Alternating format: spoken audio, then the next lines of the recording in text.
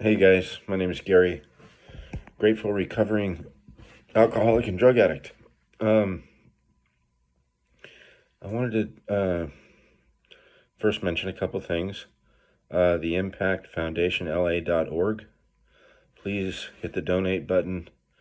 This foundation, is trying to get grow its wings, and it can't grow its wings to fly without your support. Please, you guys, this foundation was set up by a woman named Vicky, who lost her son, Chase Malone, to an accidental fentanyl overdose, and she works 24/7 to try to get this thing to fly.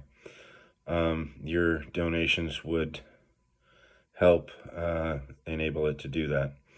And a lot of you guys know that I'm dealing with the loss of my son, Brandon, to an accidental fentanyl overdose also. And I'm in recovery. I'm a alcoholic and drug addict in recovery. In about 14 days now, I'll have 6 months. And I've had multiple years, but I had almost 10 years and went out on prescription medication.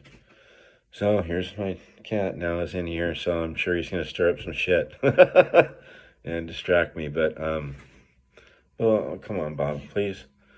I'm sorry, you guys. Stop, Bob. His name's Bob. And Bo's on the bed over here. Bo and Bob.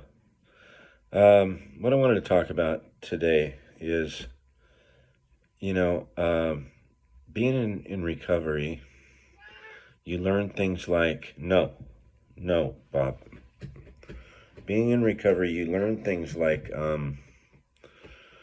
okay, what really gets me down is especially starting out again, and like I'm 56 years old. I lost my business through COVID, and I'm just trying to put my life back together, and my finances and everything like that. And I've got a good job, and I've got a great start, and I got to remain grateful for what I have. Number one, because it's real easy for me to see somebody and they've got, my age or whatever, and they've got this beautiful home and, a couple cars in the driveway and this, that, and the other. And I'm living in a little apartment, and I've got, my pickup truck and my dog and my cat and everything. And you know what? Is when I compare myself to others, it makes me feel really shitty, so you never really know how that person's feeling anyways. I know when I did have the Porsche and the Mercedes Benz and all that stuff, it never made me happy. I have to, I really have to focus on, okay, like when I go to sleep at night, I try to reflect on, okay, where could I have done better today? And how can I do it better tomorrow? Do I owe an amends? I owed an amends last week, and it was starting to really make me feel shitty inside, and I don't. Life's too short, to live with that disturbance, So I don't want to live like that anymore. I want to be free, especially now that I'm sober. Now that I'm sober, every morning when I wake up, I have the opportunity to live free. I don't want to be in bondage or handcuffs from my own shit. I don't have to. I don't have to worry when the police lights go on anymore, be in my rearview mirror. But I don't have to worry about going into handcuffs. But I can handcuff myself. By acting like an asshole and not making amends or cheating somebody out of money or doing, that stuff makes me feel yucky inside, and you know what else makes me feel yucky inside is when I'm comparing my insides to other people's outsides. When I'm comparing how, oh, I would only, life would be better if I just had that over there, and that's bullshit, man. That's just another way of beating the living shit out of myself. I cannot focus on what others have and spend time on, being envious or jealous of that stuff. I can appreciate it. And like when I see something like that and say, I do know what it takes to get something like that. And that's a lot of work. But as soon as I go, oh, I want that. Why can't I have that? Man, I could have had that if I didn't fuck this up or fuck that up, or, it just makes me feel shitty. So it's like, it's along the same lines as, what other people think about me, and I can get caught up in that too. And I do, but now that I'm in recovery, that makes me feel uncomfortable and crappy too. Like, what are they taught? What do they think? Like, what do they think about me? It's none of my business. And I have to stick with that. And I have people on track, or in my life to keep me on track with that stuff. Because I can get wrapped up into that shit really quick. Because it's my humanness. I'm a human being. So human beings get envious and jealous, and, we beat ourselves up. Self-hatred. Why can't I have that? Well, if I would only done this. I have to, when I go to bed at night, I like to reflect on, okay, what did I do that I can, how was my day and what can I improve on? And as long as I'm doing, or at least attempting to do better than I did yesterday, then I get to chalk one up for Gary. That should be my goal. That, not that guy's Ferrari, right? But, how am I living my life today?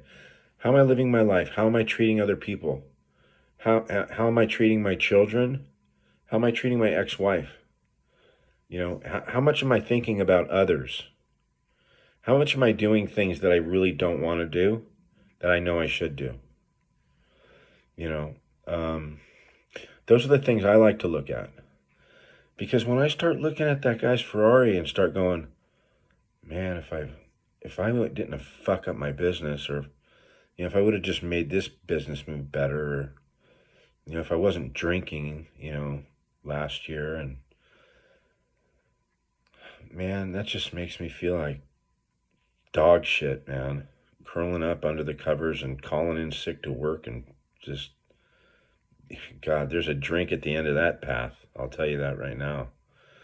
So I have to watch that stuff. I really got to monitor myself for that stuff. And I don't like to live, with that disturbance.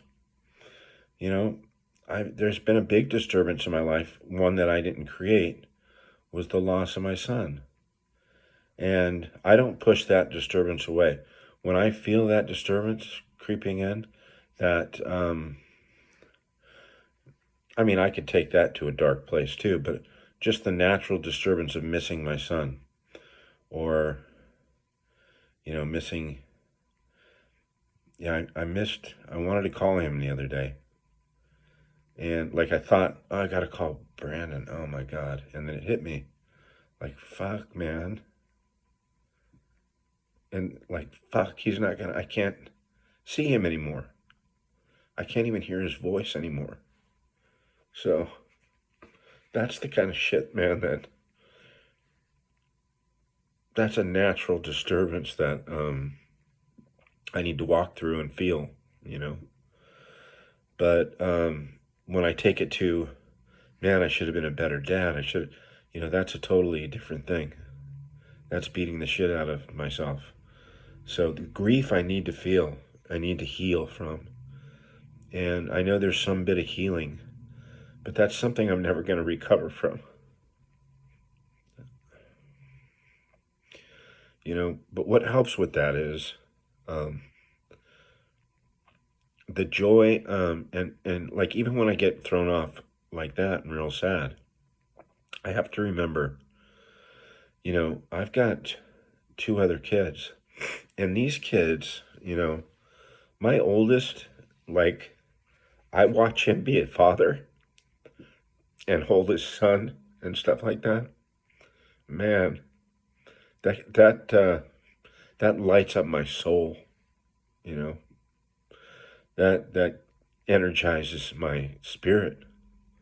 To see him holding his baby and looking at him, and because I felt that when I held him, you know, and he's such a good father, and that they're such a great couple, him and his girl, and to watch them with their new son, it just brings me so much joy. So I gotta focus on those things and on those positive things, not some fuckhead's Ferrari. That that guy might want to drive that thing off a cliff. Who knows what he's going through? I know with that kind of money comes a lot of added pressure and responsibility.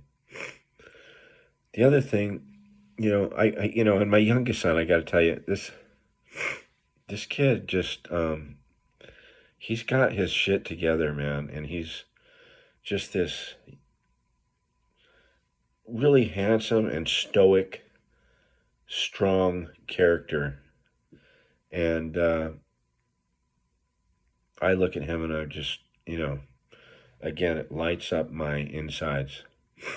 Um, I can't say enough about my kids. And if you guys knew if you guys knew Brandon, the one that just passed away, man, he uh, he could make you laugh. So um, I'm gonna keep this one short, man. I just want to, I don't know, I got off on my kids, but yeah, my kids, so you're gonna have to, you'll get to know my kids. But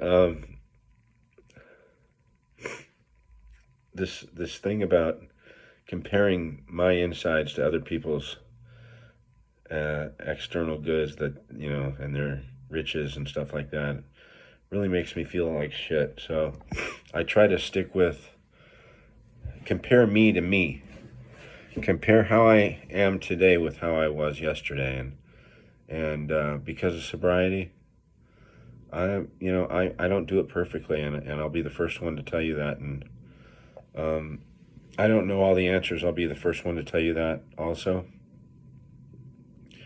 But I can look back and actually look in a mirror today and say, you're doing okay, man. You're doing okay. Just keep going. Just keep plugging away. Um, just try to be a better man tomorrow. And that works for me. So I hope that helps anybody out there struggling with your neighbor's Ferrari. uh, but I think you guys all get what I'm trying to say. Remember, guys, subscribe. And I can't believe the outpouring of love that I get from these videos. I just posted one. You guys are gonna see this like tomorrow, right? But I just posted one, and during the premiere, I was talking to this awesome lady, man. And I'm like, subscribe, man. I can't. She was like, we were talking about God, right? And our understanding of it, kind of. And we have a very similar view of the spiritual life.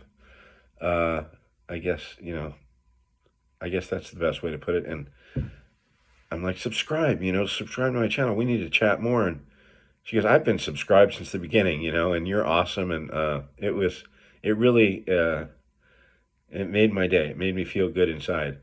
And you guys probably think I'm nuts because I was just crying like 5 minutes ago. Now I'm smiling, but that's my life.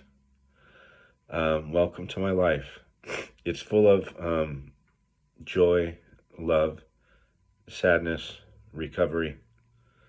Um, yeah. And thank you guys for being a part of it. Thank you. Remember the 5 Day God Challenge. If you're having trouble with drugs and you can't seem to stop, or if you're having trouble with alcohol and you can't seem to put down the bottle, if you can put it down for a short period of time, but you end up returning to it after swearing it off, there's a way out. And I could just tell you what worked for me and what's working for me now. And I got on my knees and I prayed to God, God, please help me. God, please remove this obsession. God, please guide me in the right direction. And I found myself in the rooms of Alcoholics Anonymous again and surrounded by alcoholic friends, sober alcoholic friends that loved me and cared about me. And, I'm surrounded by them, and new ones are popping into my life. And I share about them with you guys on this video all the time. But if he gets you through a day sober, just give the credit to God. Tell him thank you. And, while you're on your knees, ask him to give you the strength to maybe find your way into the rooms of Alcoholics Anonymous or Narcotics Anonymous. Raise your hand and say, hey, I need help. I don't know how to do this on my own. And you watch the power of God work through other people. It'll change your life, I promise you. And if you're having a problem believing in God, believe that I believe and that he's working in my life, and I have a very limited understanding of how it's all working. But just believe that I did it, and I believe that there is a God, and just get on your knees and say, God, please reveal yourself to me in the next 5 days. But get on your knees for 5 days in a row and see what happens. I bet you, keep yourself open to the miracles, and I bet you those little miracles will happen, maybe even a big one. So thank you guys. I'll check back in with you in a day or so.